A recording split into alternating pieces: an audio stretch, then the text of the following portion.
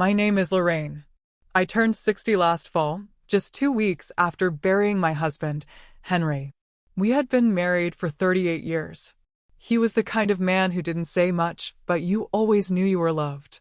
When he passed, the silence in the house became unbearable, not because it was quiet, but because it was empty.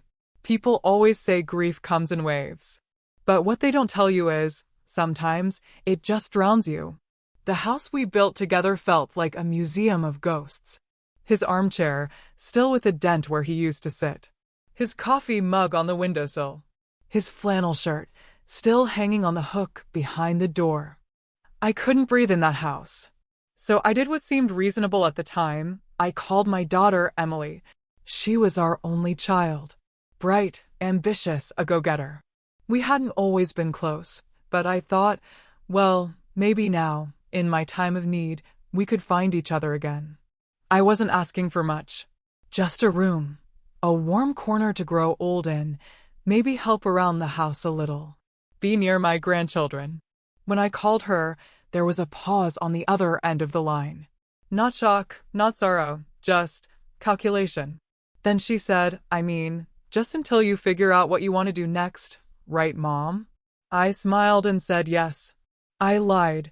I didn't want to do anything next. I just wanted to be with them. With family.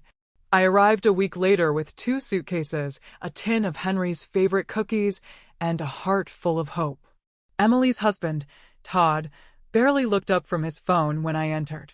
The kids were polite but distant. And Emily? She greeted me with a tight-lipped smile, the kind you give a neighbor you don't like but tolerate out of obligation. They gave me the guest room. It was more of a storage room with a bed shoved in. No closet. A pile of boxes against the wall. I didn't complain. I unpacked my clothes, folded Henry's flannel, and tucked it under the pillow. That night, I cried in the dark, quietly, so they wouldn't hear.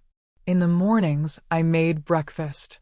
Eggs, toast, coffee just the way Todd liked it. I walked the kids to school. I vacuumed, did laundry, cooked dinner. I was trying to show them I wasn't a burden, that I could contribute, that I belonged. But as days passed, the atmosphere shifted. One evening, Todd said, half joking, half not, this place is spotless.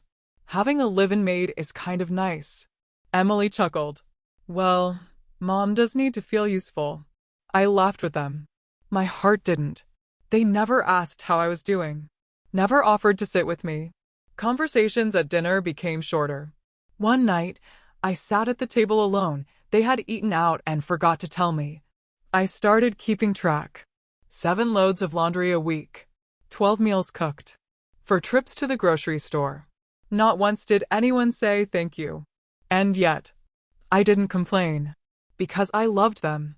Because I thought this was what family did. Then one afternoon, I overheard something I can never unhear.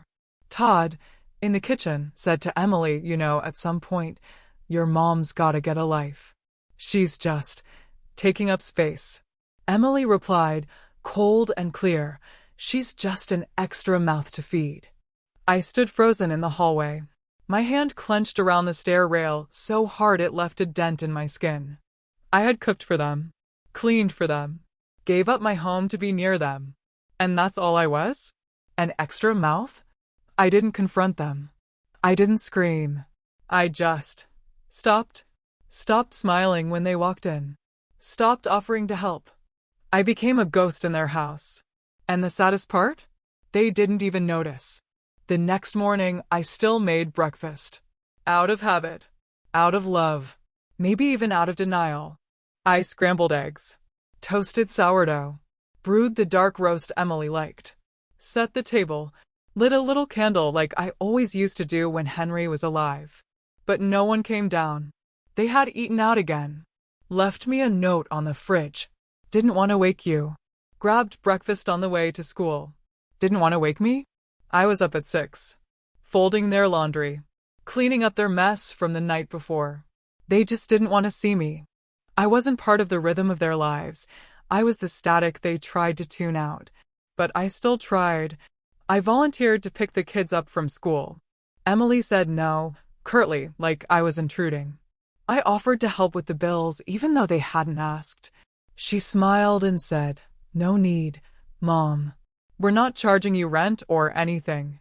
I mean, you should be grateful." Grateful.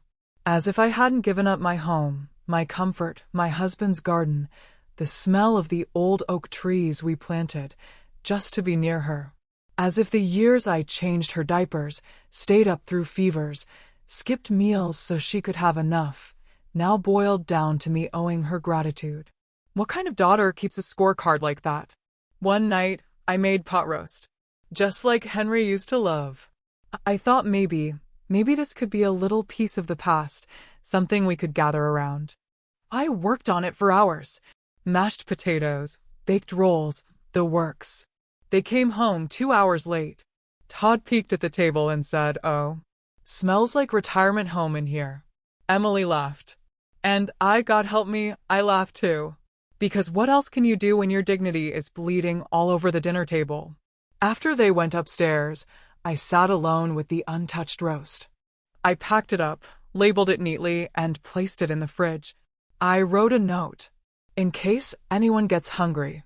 Love, Mom. No one ever ate it. That weekend, I was wiping down the kitchen counters when Emily walked in, holding her phone. She looked frustrated. "Mom, can you not touch Todd's mail? He's missing something and you're always moving things." I blinked. I didn't touch any mail. She rolled her eyes. "Well, someone did." I stared at her, suddenly realizing this wasn't my home. I wasn't trusted. I wasn't even welcome. And yet, she wanted me there. To fold the clothes. To scrub the floor. To play unpaid nanny. To be a warm body without a voice. A laborer without complaint. I was standing at the sink when she said it. "You do realize you're lucky we took you in, right?" I dropped the dish towel. Slowly, deliberately. My hands were trembling. I turned to her and said, "Lucky?" She shrugged. "Most people your age end up in a facility. You've got a roof over your head, your grandkids around. You're being fed. What more do you want?" What more did I want? I wanted to feel like I mattered. I wanted to be loved, not tolerated. I wanted to be someone's mother, not their live-in obligation. But I didn't say any of that. I just nodded. Quietly. Went back to wiping the counter like the good little ghost I'd become. And that night, for the first time, I made a call. To a realtor. To a lawyer. To a banker. Because something inside me snapped. Not out of rage. Not out of revenge. But because I remembered. I still had my name. My resources. My power. And I was done being invisible. It happened on a Tuesday night. I remember because it was taco night, and Emily always made such a fuss about it. She insisted on store-bought guacamole, not homemade, and God forbid the shells weren't warm enough. I was in the kitchen early, marinating the meat, preparing the toppings, doing everything just so. I even let the kids help with the cheese. It was a small joy watching their little hands fumble over something so innocent. Dinner was on the table by 6:30. They didn't come down until 7:15. By then, the sour cream had melted, the tacos had gone soggy, and my patience, well, that had worn out long before. They sat, barely muttered a thanks, and started scrolling on their phones between bites. I tried to engage the kids, asking about school, but Emily shushed them. "Let us eat in peace, Mom." I laughed, quietly. Not because anything was funny, but because that's what you do when you've been reduced to wallpaper in a house that used to be your dream of family. Then it happened. Todd bit into a taco, paused, and said, "Is this off?" Emily took a bite, wrinkled her nose, and snapped, "Mom, what the hell? Is this meat expired?" I opened my mouth to answer, but she stood up, slammed her napkin on the table, and said, "Do you want us to get sick? You had one job, one. And you can't even cook dinner right." The kids froze. I looked down at the plate. Everything was fine. I had triple-checked expiration dates. I had cooked the same brand of beef the same way I always had. But it didn't matter. What mattered was that they needed a reason to throw their disgust at me. They were searching for cracks in the wall I had been patching for months, and when they found none, they made their own. I stood up, quietly. "I'm sorry," I said. Todd didn't look up. Emily just shook her head. "Maybe it's time you looked into senior housing or something. This isn't working." I don't remember walking to my room. I don't remember packing the single suitcase I brought. I only remember one thing. My granddaughter, 6 years old, running up to me and asking, "Are you in trouble, Grandma?" I knelt beside her, kissed her forehead, and whispered, "No, honey. I'm just going home." She looked confused. "But this is home." And that's when I realized, no, it wasn't. It never had been. The next morning, I left before the sun came up. No one stopped me. No one called. No one asked where I was going or why. I checked into a small roadside motel. Not fancy, not clean, but it was mine. For the first time in months, I could breathe without feeling watched, judged, resented. I sold my old house within a week. I sold the furniture, the antiques Henry collected. I donated the wedding china Emily said she didn't want. I closed out 2 retirement accounts, liquidated bonds, cashed out my shares in a property management firm I had quietly invested in 20 years ago, one that now owned rental properties all over town. And then, I made the call to a broker I trusted, to a man who had once said to me, "If you ever want to play the long game, let me know." I told him what I wanted. Not revenge, not chaos, just the truth, quietly placed. 3 weeks later, through a corporate veil and a signed non-disclosure agreement, I became the new owner of the apartment building where Emily and Todd lived. The very one where they paid rent. Or rather, had been paying rent. Because when the lease expired, they were sent a renewal notice. And the rent? Tripled. They didn't know it was me. Of course they didn't. Emily called me in a panic, weeks after radio silence. For the first time in months, her voice didn't sound cold. It sounded desperate. "Mom," she said, "can you believe our rent just tripled? We're being squeezed out. Todd thinks it's a scam." I sat back on my motel bed, sipped my lukewarm tea, and smiled. "Oh no," I said. "That sounds terrible. You wouldn't happen to know anyone in real estate, would you? I mean, maybe you could call someone." I let the silence stretch. Then I said, "I've actually been out of touch with my contacts. I'm sorry, but you'll figure it out." And I hung up. I didn't cry. I didn't cheer. I just sat there, breathing. Because sometimes the greatest revenge isn't loud. It's not fire and fury. It's the quiet reclaiming of your dignity, brick by brick. The eviction notice was posted a month later. It wasn't personal. It was business. They had ignored the rent adjustment, missed 2 payments, and treated the leasing office like a joke. They believed their presence alone was worth more than their obligation. I knew their type. I had raised it. Still, something inside me trembled when I saw the official letter go up, my name not on it, of course, but my hand written all over it. That night, Emily called again. Not to ask. Not to apologize. To demand. "Mom, I don't know what's going on, but this new landlord is out of their damn mind. You need to help us. You owe us." That word again, owe. Like the 38 hours of labor it took to bring her into this world had a running tab. Like every sleepless night, scraped knee, math homework, and prom dress hadn't already been paid for with the very marrow of my life. "I owe you," I said calmly. She didn't hear the warning in my voice. She never did. "Yes," she snapped. "You've been living off us for months. Don't act like you didn't eat our food, sleep under our roof, use our water, Mom." That's when the tremble stopped. And something colder took its place. "You mean the food I cooked? The roof I cleaned? The kids I raised while you were out at book club or God knows where? That roof." There was silence on the line. I wasn't shouting. I wasn't crying. I was done. "I know we haven't always seen eye to eye," Emily started, voice softer now. "But you can't honestly let some greedy property manager throw your own daughter onto the street." "Why not?" I asked. "You let your mother walk out of yours. Another silence. She hung up. They moved out 2 weeks later. I watched from my car, across the street, sunglasses on, windows cracked. They didn't see me. Todd barked orders at the movers. Emily scolded the kids for dragging their feet. The youngest one cried when she saw her bedroom being emptied.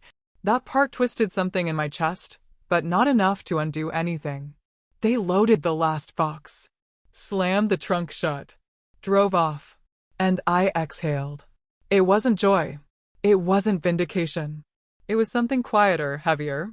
A release of all the hurt they never bothered to name. 2 days later, there was a knock at my motel room door. It was my broker. Clean suit, thick file folder. "You ready to finalize the transfer?" he asked.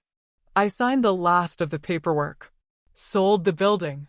Made a modest return, nothing extravagant, just enough. He looked at me, curious. "You never even set foot inside." "Why buy it?" I smiled. "Because it was mine the minute they said I wasn't welcome." Weeks passed. The silence was different now. Not the suffocating kind. The peaceful kind. I found a small house by the sea. Nothing fancy. 2 bedrooms. A little garden. I painted the kitchen yellow and left Henry's favorite mug on the windowsill. One morning, I got a letter. No return address. Just my name in shaky handwriting. Inside, a card drawn in crayon. "Dear Grandma, I miss you. I'm sorry we were mean. I hope you still love us." Tears welled up, but I didn't cry. Not this time. I wrote back. "I always loved you. The door is open, but only if you bring kindness with you." And I meant it. Because this wasn't about punishment. It was about boundaries. About dignity. About reminding the world, and myself, that I may be old, but I am not invisible. They called me an extra mouth. But I was the one who had fed them every damn thing they ever were. My new home was nothing special on paper. Just 2 bedrooms, 1 bath, a crooked porch swing, and salt-stained shutters from decades of coastal wind. But to me, it was a cathedral of peace. It didn't have marble countertops or open-concept anything. But it had what mattered: silence, choice, and space that belonged to me. I filled it with soft light and second-hand books. I planted roses in the backyard and named them after people I used to love. One for Henry. One for my mother. One for the girl my daughter used to be before bitterness built walls between us. I woke up when I wanted, ate what I pleased, and most importantly, I was no one's burden. It was strange, though, how quiet the phone stayed. No calls from Emily. No updates from the kids. No questions about holidays, birthdays, or even apologies. But I didn't expect them anymore. I had learned the hardest truth of all. Just because you gave someone everything doesn't mean they'll ever see your worth. One evening, while watching the sun bleed into the ocean, I heard a knock. I wasn't expecting anyone. It was my youngest granddaughter, Lila. She was clutching a stuffed rabbit and wearing a red jacket 2 sizes too small. Behind her, a woman stood awkwardly at the gate. Emily. She didn't speak at first. Neither did I. Then she said softly, "Lila's been writing you." You never answered. I looked down at the child. Her eyes, Henry's eyes, were wide with hope. I wanted to, I said gently, but I didn't know if I was welcome. Lila hugged me. "I brought you a flower," she said, pulling a squashed daisy from her coat pocket. I took it like it was the crown jewel of an empire. "It's beautiful, sweetheart." Emily looked older than I remembered. Her face was tired, her hands fidgeting with her purse strap. "I'm not here to make excuses," she said.